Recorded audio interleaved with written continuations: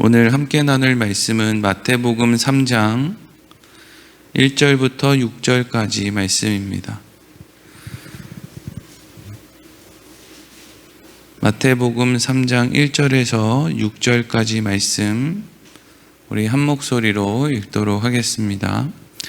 그때 세례 요한이 이르러 유대 광야에서 전파하여 말하되 회개하라 천국이 가까이 왔느니라 하였으니 그는 선지자 이사야를 통하여 말씀하신 자라. 일러스되 광야에 외치는 자의 소리가 있어 이르되 너희는 주의 길을 준비하라 그가 오실 길을 곧게 하라 하였느니라. 이 요한은 낙타 털옷을 입고 허리에 가죽띠를 띠고 음식은 메뚜기와 석청이었더라. 이때 예루살렘과 온 유대와 요단강 사방에서 다 그에게 나와 자기들의 죄를 자복하고 요단강에서 그에게 세례를 받더니. 아멘. 오늘은 그에게 세례를 받더니 하는 제목으로 말씀을 나누도록 하겠습니다. 마태복음 1장과 2장의 말씀을 보면 하나님께서 인간의 구원의 역사를 스스로 또 홀로 이루어 가고 계신다라는 것을 우리가 말씀을 통해서 볼 수 있습니다. 구약 성경에 예수님이 오시기까지의 인간의 역사는 인간의 역사가 하나님께서 세우신 구원의 역사에 전혀 도움이 되지 못했다라고 하는 것이 구약의 결론입니다. 가만히 생각해 보면 구약에 등장하는 많은 사람들도 본인들의 삶을 통해서 하나님을 기쁘게 하고 싶기도 했고 또 좀 잘 살아보고 멋지게 살고 믿음으로 살고 이렇게 살아보고자 하는 마음이 왜 없었겠습니까? 하나님이 주신 가나안 땅에 살면서 왜 하나님의 은혜에 걸맞는 삶을 살고 싶은 마음이 이스라엘 백성들에게 없었겠습니까? 그런데 문제는 그게 안 됐다는 거예요. 왜 안 됐을까요? 사람이 자기를 모르고 자기를 못 이겨서 그래요. 모든 사람이요. 모든 사람이 자기를 못 이겨요. 자기 생각을 못 이긴단 말이에요. 자기 생각만 하고 살아요. 내가 이걸 하면 나에게 행복이 오겠지, 만족이 오겠지. 다윗이 우리아의 아내 밧세바를 취할 때에도 내가 이것만 하면 진짜 행복하겠지. 전부 그 착각 속에서 살다 보니까 뭐가 뭔지 분별을 못하는 거예요. 그래서 마음은 잘하고 싶은데 살다 보니까 엉뚱한 데 와 있는 거예요. 그게 여러분 구약을 비롯한 모든 하나님이 보내신 예수 그리스도 안에 있지 않은 모든 사람들의 인생의 결론입니다. 다 잘하고 싶은 거예요. 근데 그 안에 눈을 떠보면 잘하고 있는 자리가 아닌 엉뚱한 자리에 서 있는 것이죠.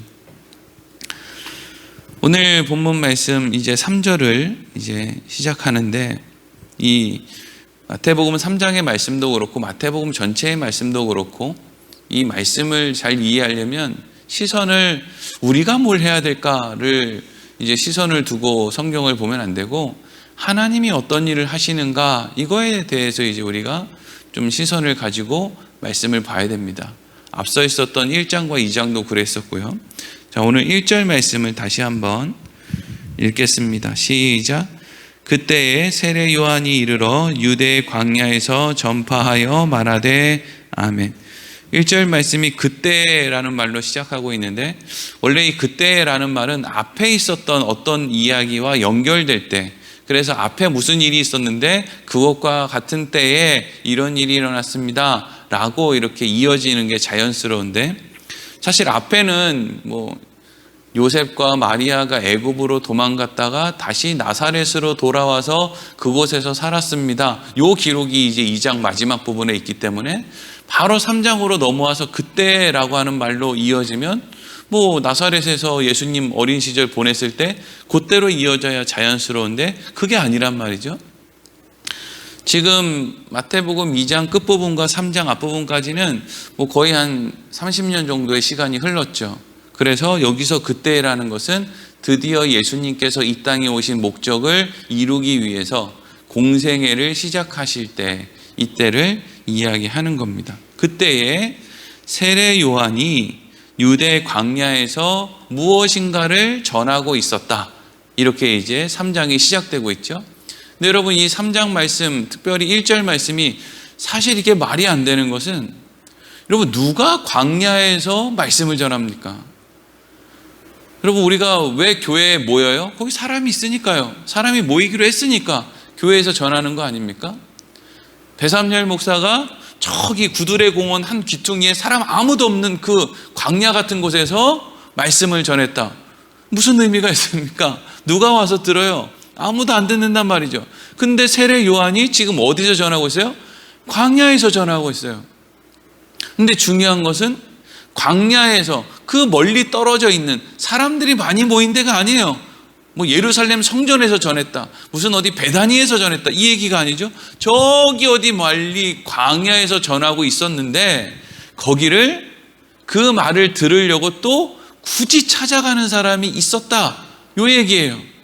그러니까 지금 세례 요한은 많은 사람들에게 예수 믿으라고, 메시아가 왔다고 요거 전하는 거 아니에요. 어디 특별한 장소, 그 광야에서 전하고 있는데 그걸 듣고 싶은 사람들이 지금 광야에 있는 세례 요한을 찾아갔다는 거예요. 그런데 광야에서 지금 세례 요한이 뭘 외치고 있어요? 2절 말씀 보겠습니다. 2절 시작. 회개하라, 천국이 가까이 왔느니라 하였으니 아멘.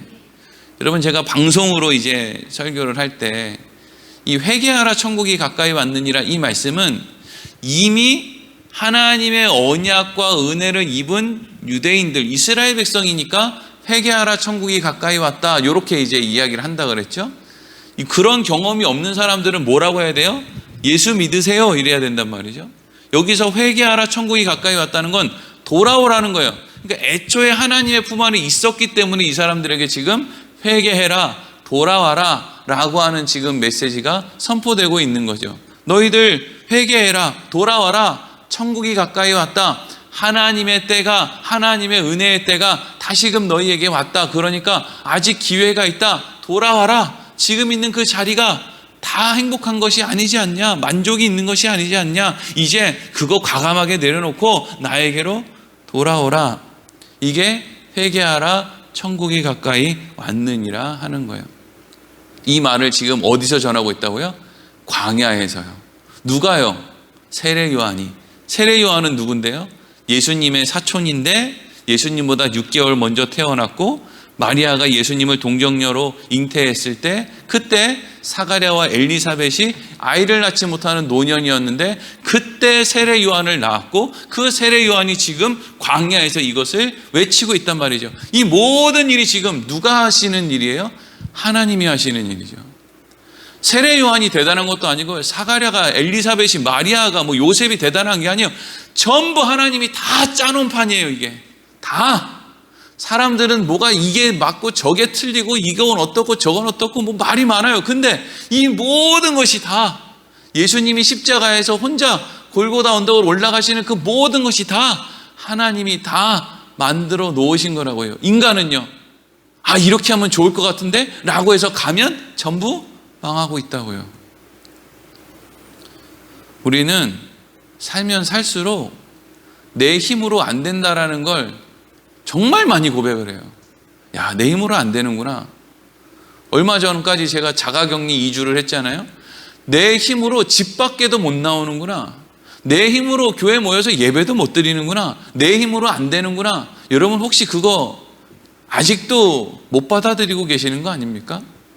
내가 열심히 하면 되지, 열심히 기도하면 되지, 내가 열심히 자식 키우면 되지, 열심히 뭐 일하면 되지, 그거 돼요? 안 돼요. 다 하나님의 계획 안에서 되는 거예요. 우리가 계획해서 되는 일은 없어요. 여러분 자식들 어떻게 키워놨나 한번 보세요.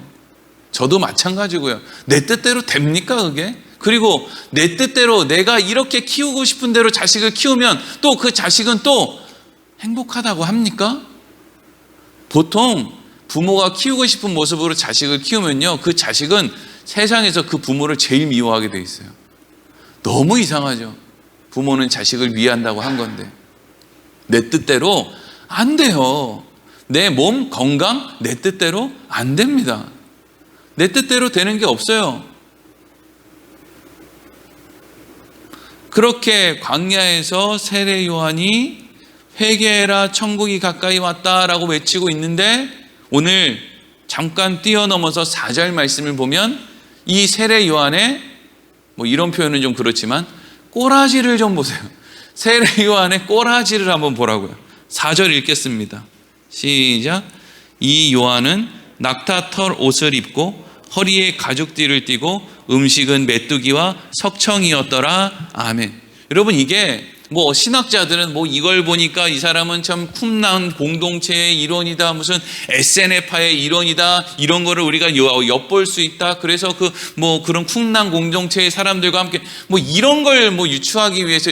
근데 여러분, 마태가 후대에 이 마태복음 읽는 사람한테 세례 요한은 쿰난 공동체고 SNF하고 이런 걸 정보를 전하려고 이걸 썼겠습니까? 그게 아니죠.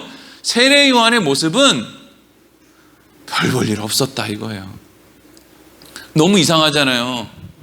겉으로 봐서 화려한 사람이 어디 왕궁이나 사람들 많이 모여있는 데서, 여러분 제가 예수를 믿었더니 이렇게 멋진 집에서 이렇게 멋있는 옷을 입고, 이야 제가 이렇게 복 받았습니다, 이래야 될 것 같은데, 이래야 사람들이 그 말을 좀 귀를 기울일 것 같은데, 물론 그 말에 귀 기울인 사람들이 많이 있기는 하지요. 특히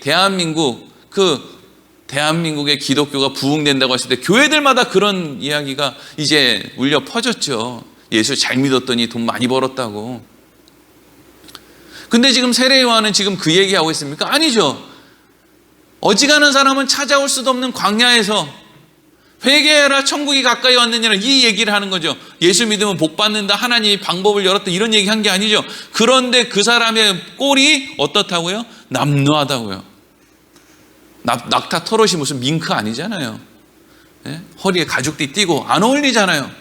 뭐 메뚜기와 석청, 이게 뭐예요 지금? 그냥 힘들었다는 거예요. 그냥 그 광야에서 전하는 사람도 힘들고 거기 찾아가서 듣는 사람도 힘들었대요. 성경 연구하는 사람이 여기 음식에 나와 있는 이 메뚜기가 정말 이 팔딱팔딱 뛰는 메뚜기가 아니라 그 원어를 찾아가면 그 탕자가 돼지 치면서 먹었던 쥐염 열매 있잖아요. 그 콩같이 생긴 거. 그거를 얘기할 것이다, 이렇게 이야기하는 사람들도 많더라고요.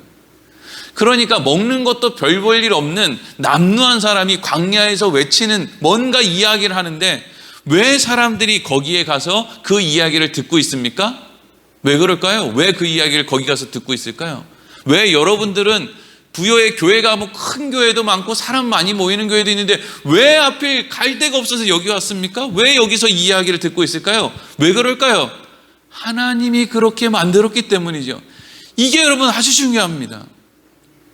왜 광야에 가서, 왜 세례 요한이라고 하는 사람이 남루한 모습으로 하는 그 이야기를 우리한테나 세례 요한이 와 세례 요한이지 라고 되는 거지, 그 당시 사람에게 있어서 세례 요한이 무슨 제사장입니까? 대제사장입니까? 뭐 서기관입니까? 뭐예요? 아무것도 아닌 사람이 그냥 남루한 아저씨 한 명이, 그것도 뭐 나이나 대단히 많아가지고 뭐 사람들한테 뭐 이렇게 야 저 사람은 연륜이 있지, 뭔가 뭐 저 사람 박사학위도 받았지, 저 사람은 어떤 분야에 있어서 전문가지, 그런 것도 아니잖아요.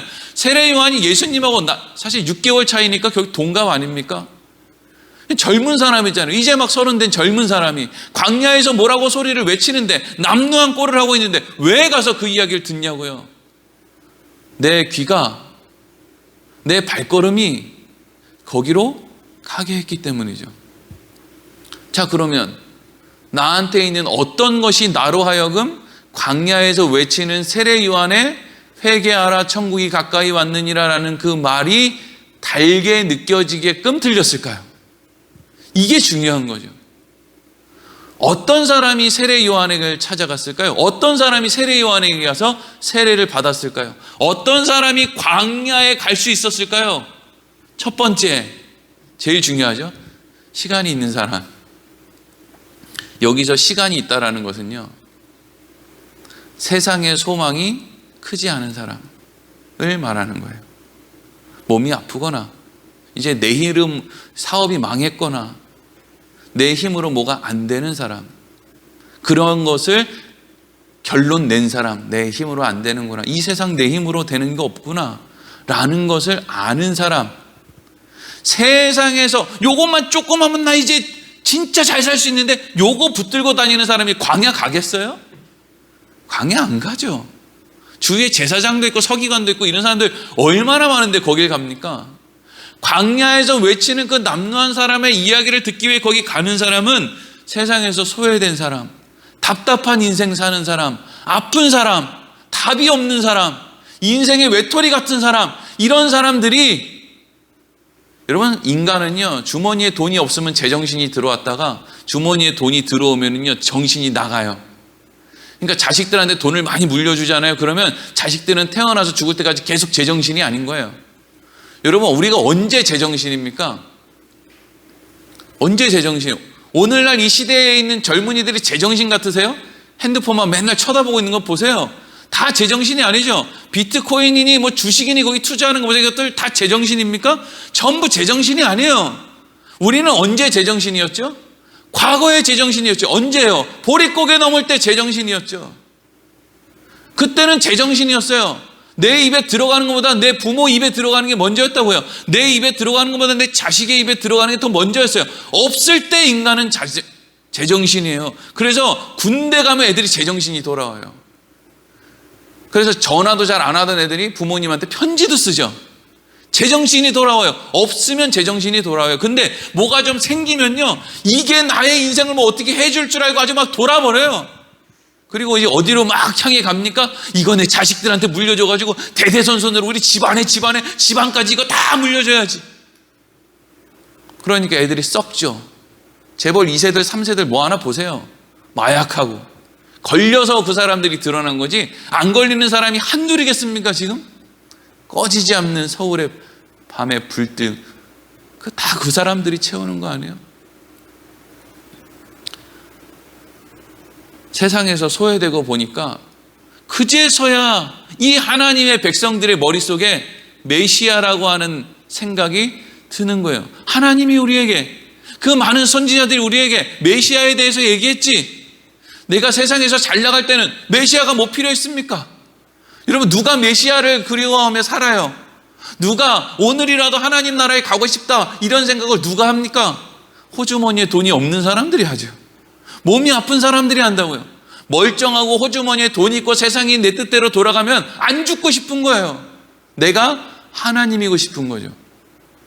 그래서 방금 뛰어넘었던 3절에 이렇게 돼 있죠. 3절 읽겠습니다. 시작. 그는 선지자 이사야를 통하여 말씀하신 자라. 일러스되 광야에 외치는 자의 소리가 있어 이르되 너희는 주의 길을 준비하라. 그가 오실 길을 곧게 하라 하였느니라. 아멘.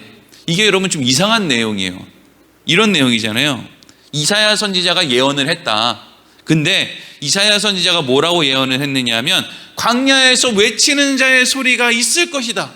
근데 그 외치는 자의 소리가 너희는 주의 길을 준비하라. 그가 오실 길을 곧게 하라 라고 했다. 어떤 자의 외치는 자의 소리가 주의 길을 예비하라, 주의가 오실 길을 곧게 하라 라고 외쳤다는 거예요. 여기서 이상한 점, 아니 주가 오시는데 땅이 꾸불꾸불하면 주가 못 오십니까? 아니 메시아가 땅이 안 평평하면 무슨 스포츠카 타고 오세요? 그래서 바닥이 그냥 도로가 아스팔트로 안 깔려있고 울퉁불퉁하면 그냥 자동차가 밑에가 다 긁혀가지고 못 오시는 거예요? 아니란 말이죠. 지금 여기에서 곧게 하라, 평탄하게 하라는 것은 메시아의 오심을 우리가 잘 닦아놔야 된다는 게 아니에요. 메시아는 어떻게든지 올 수 있어요. 하늘에서 뚝 떨어질 수도 있고 땅에서 솟아날 수도 있고 어떻게든 올 수 있는 거예요. 지금 여기에서 평탄하게 하라, 곧게 하라는 건 누구 쪽에서 해당되는 거냐면 그것을 받아들일, 은혜를 받아들이는 사람 입장에서 곧게 하는 것, 평탄하게 하는 것이 중요한 거예요. 메시아가 오는데 메시아 입장에서는 곧게 하고 평탄하게 하는 게 왜 중요합니까? 그런데 우리 인생 가운데 우리를 메시아에게로 나아가게 하는, 우리 인생에 곧게 하고 메시아께로 평탄하게 나아가게 하는 우리 인생의 삶이 뭐예요? 그게 고난이에요. 세상에서 잘 먹고 잘 사는 사람은요, 주님께 나아가는 길이 곧지 않아요. 얼마나 구불구불한 게 많은지, 할 게 왜 이렇게 많아요?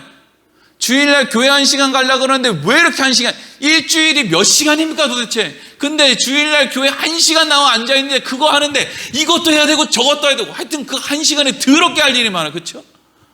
너무너무 할 일이 많아서 교회 1시간을 못 가는 거예요. 그게 뭐예요? 세상에서 너무 잘 나가서 그래요. 여기도 가야 되고 저기도 가야 되고 할 일이 너무 많아요. 참 답답한 인생들이죠.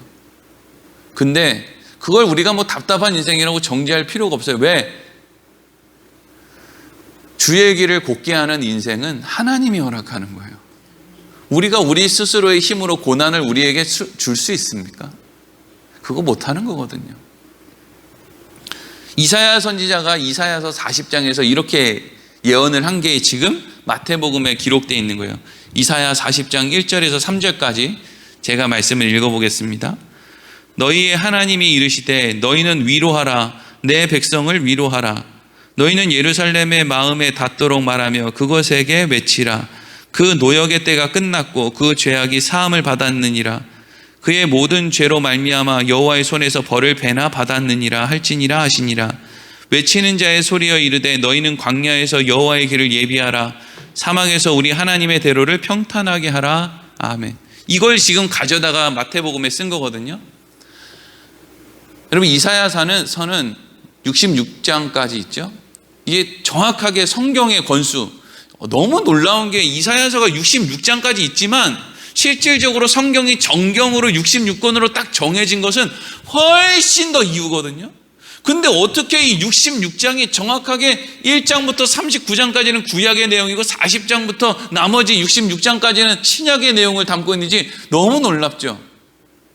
오늘 새벽은 그 놀라움을 이야기하려는 건 아니고, 그러니까 지금 40장이 시작됐다는 건 다른 표현을 하면 신약이 시작됐다라는 거죠. 39장까지는 구약 내용이고, 그러니까 계속 이사야서 1장부터 39장까지는 계속 죽는 이야기, 혼나는 이야기, 막 그냥 하나님 야단치고 막 다 죽일 거야 막 이런 얘기 막 가득하다가 갑자기 40장으로 넘어오면서 39장 구약 내용이 끝나고 40장 신약 내용이 들어오면서 제일 먼저 하는 내용이 뭐예요? 너희의 하나님이 이르되 너희는 위로하라. 내 백성을 위로하라. 이걸로 시작하는 거예요. 그러면서 지금 무슨 이야기가 이어지느냐?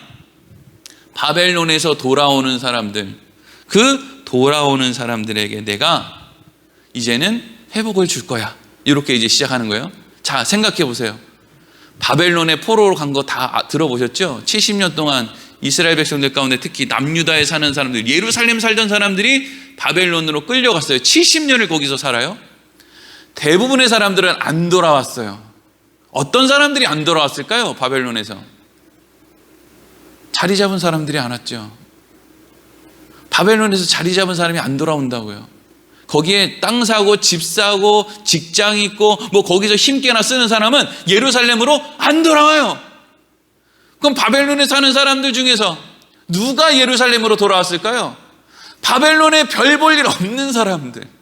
그래서 하나님에 대한 소망이 이렇게 커진 사람들, 그 사람들이 대단해서 하나님에 대한 소망이 커진 게 아니라 바벨론에서 삶이 별 볼 일이 없으니까 하나님에 대한 소망이 커져요. 참 인간은 별로예요. 그렇죠?